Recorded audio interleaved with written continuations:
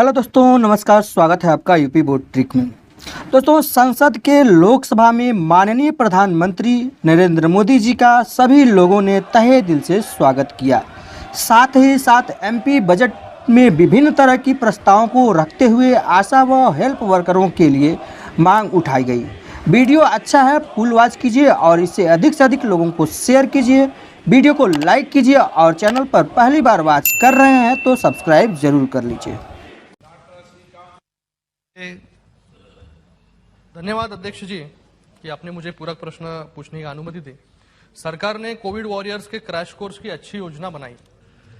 हमने पिछले 2 वर्षों में ये भी देखा है कि कोविड वॉरियर्स के साथ साथ आशा वर्कर्स ने भी अच्छा काम किया है और उनकी संख्या पूरे देश में मुझे लगता है कि 10 लाख से भी ज्यादा है और आज वो सब एडॉक बेसिस पर कार्यरत है और बहुत वर्षों से रेगुलराइजेशन और पे स्केल बढ़े इसके लिए मांग कर रहे, आंदोलन कर रहे।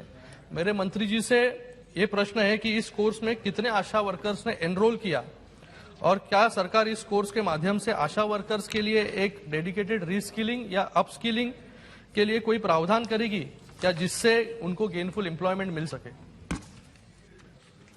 अध्यक्ष जी, इसकी जो लगभग 1,18,386 ऑन सर्विस ऑन जॉब जो ट्रेन किए उसमें आशा कितने हैं अभी तो तथ्य मेरे पास नहीं है, मैं सदस्य को बता ही दूंगा। लेकिन ये बात सही है, सारे कामों में जो मैन पावर लग रहा है उसकी अपस्किलिंग रिस्किलिंग की निरंतर आवश्यकता है। भारत सरकार की योजनाएं उस दिशा में काम कर रही है। धन्यवाद अध्यक्ष महोदय।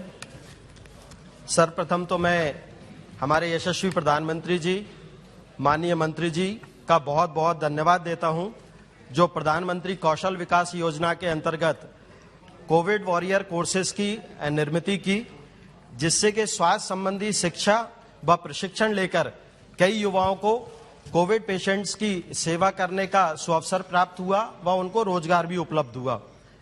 माननीय मंत्री जी ने तो कोविड काल में जब ये पेट्रोलियम मंत्री थे तब भी मेरे क्षेत्र के लिए काफी राहत दी।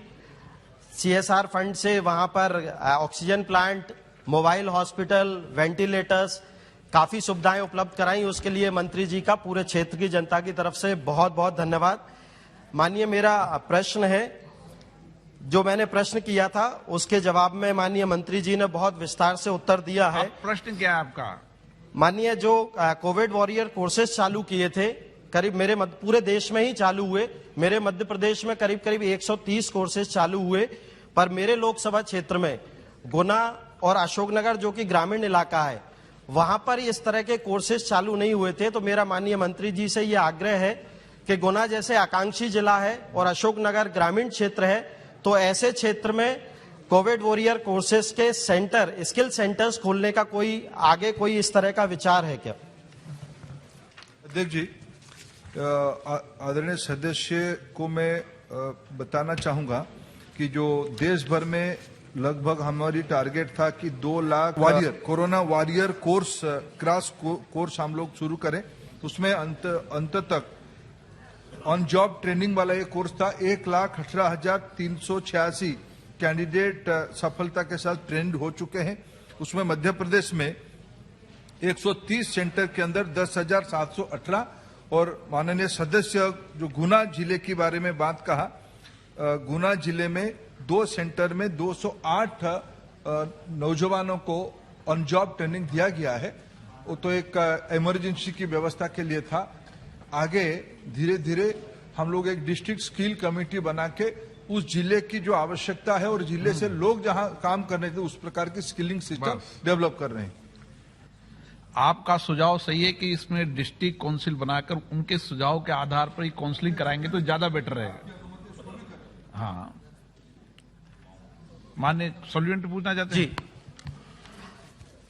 माननीय मंत्री जी, कौशल विकास जो प्रधानमंत्री कौशल विकास योजना है, इसके तहत वाकई में कई युवाओं को उनकी प्रतिभाओं को निखारा गया है। कई कोर्सेज से उन्हें रोजगार भी उपलब्ध हुआ है और ऐसे रोजगार मेले हर जिले में लगातार लगते हैं और शायद सभी सांसद उन मेलों में जाते हैं।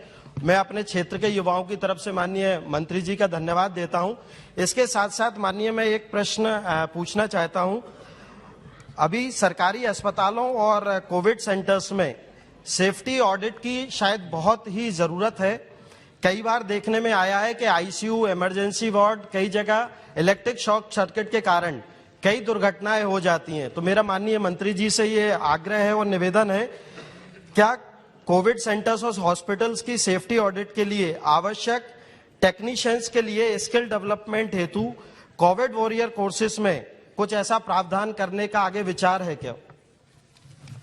जी, ये अध्यक्ष सदस्य ने अच्छा प्रश्न उठाया। जैसे जैसे हमारी स्वास्थ्य विभाग इस बार जो challenge I, hospital, equipments, oxygen, इस प्रकार की जब नया नया चीज आ रहा है, उसकी सुरक्षा भी एक चिंता बढ़ा रही है। उस दृष्टि से भारत सरकार विशेष करके एनसीवीटी संबंधित स्टेक होल्डर से चर्चा करके नए नए कोर्स भी हम बना रहे हैं। ये एक डायनेमिक प्रोसेस है। इसमें भी जो मेडिकल सेफ्टी, मेडिकल इक्विपमेंट्स की और हॉस्पिटल की सेफ्टी सिक्योरिटी की ऑडिट का जो स्किल ट्रेंड चाहिए, उसको भी हम कोर्स को खोलना चाहेंगे।